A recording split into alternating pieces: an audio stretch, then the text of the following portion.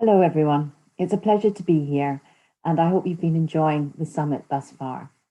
I'm Fiona Jeffrey. I'm the founder and chair of the International Community Development Organisation, Just a Drop.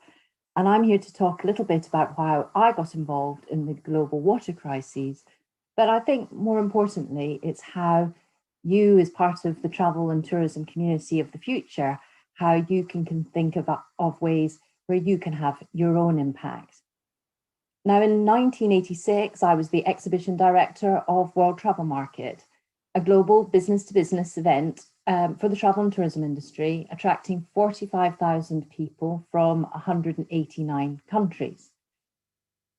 And I felt very specifically at that time that if we didn't protect the destinations, environments, and communities we took travelers to, we'd destroy both our own business model and the very product that we were seeking to promote. So I launched an initiative called Environmental Awareness Day, aimed at helping educate the industry on how to do things better from a sustainable, responsible tourism perspective. And I was greatly helped by an enthusiastic supporter at the time, and that was none other than the then president of the World Travel and Tourism Council, Jeffrey Littman. So it's incredible that 30 years on, Jeffrey and I are reunited, still championing the same cause. But this time, I hope, with a generation of younger people more receptive and willing to deliver change.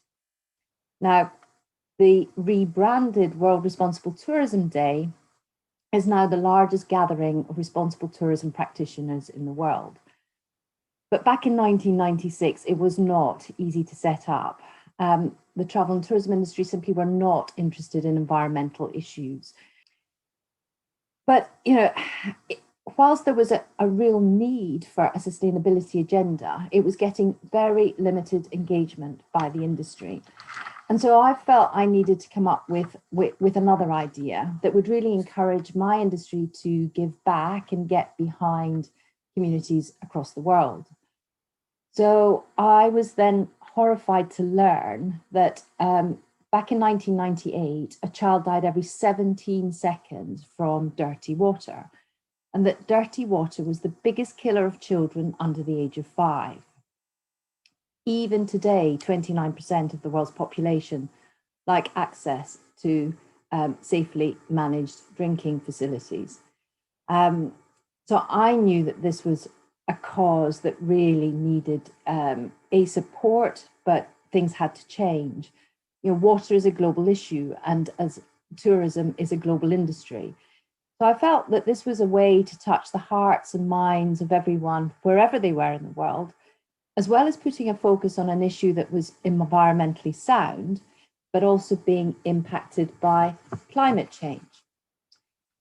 And at that time, I learned that just £1, $1, €1 could deliver clean water to a child.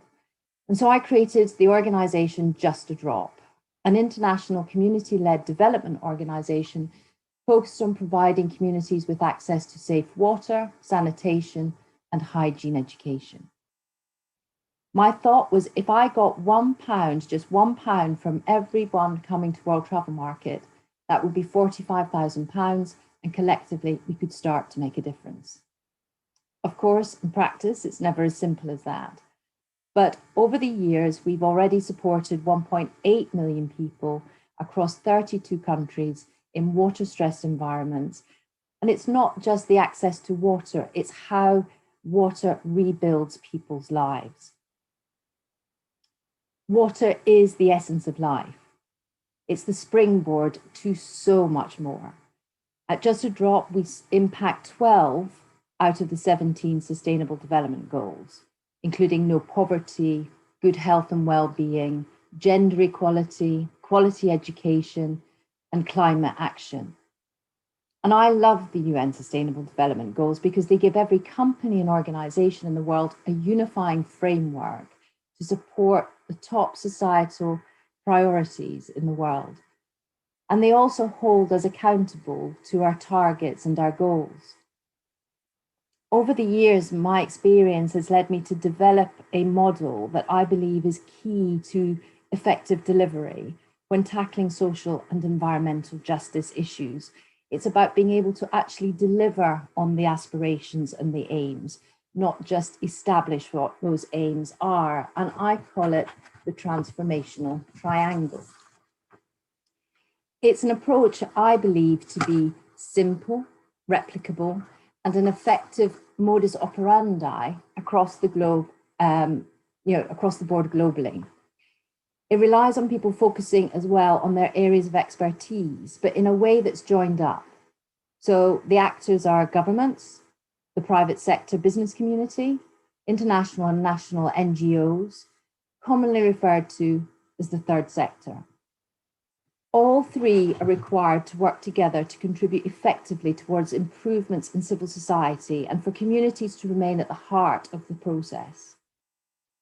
The 17 goals provide the framework to bring positive change to our world through poverty reduction, social inclusion, environmental protection, and conservation. But to deliver these goals, we need to work in a collaborative and joined up manner. Each point of the triangle is clearly defined.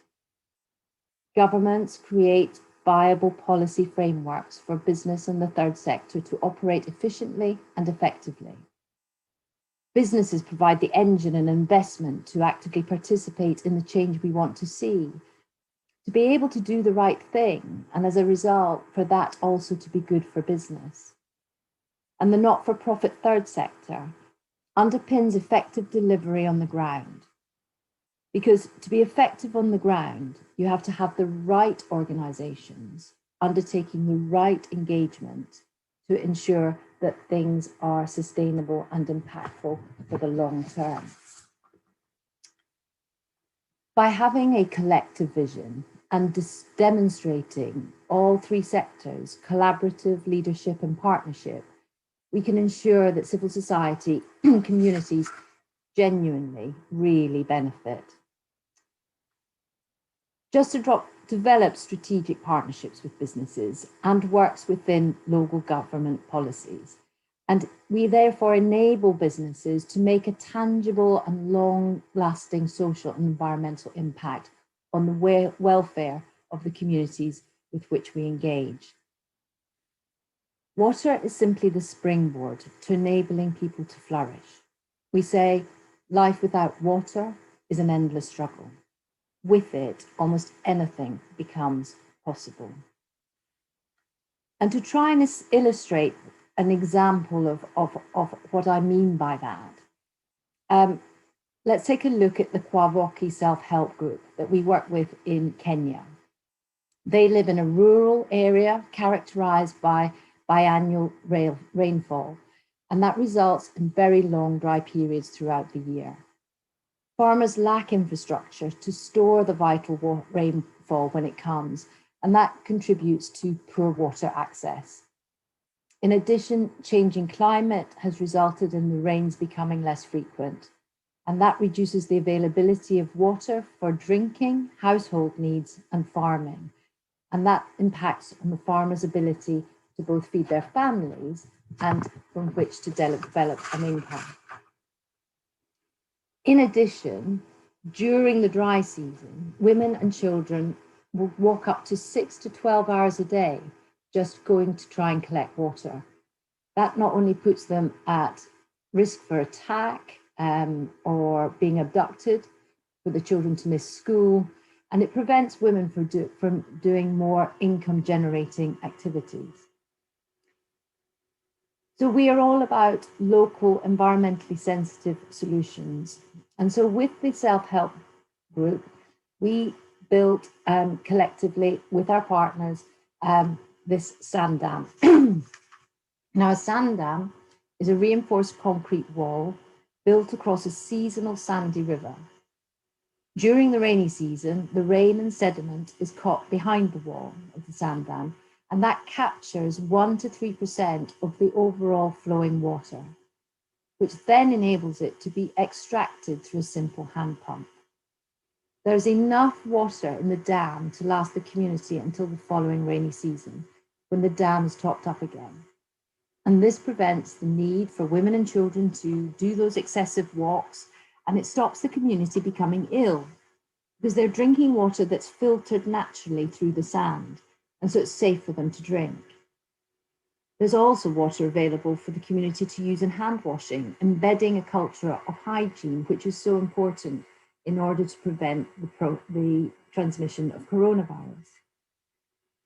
And most wonderfully, sand dams also help mitigate climate change. The water captured in the sand dam raises the water table in the surrounding area, which improves the soil, creating better conditions for crops and grazing. More trees can be planted, which ensures that more water infiltrates the ground and less soil is washed away. We cannot continue on the same trajectory that we have for the last 30 years.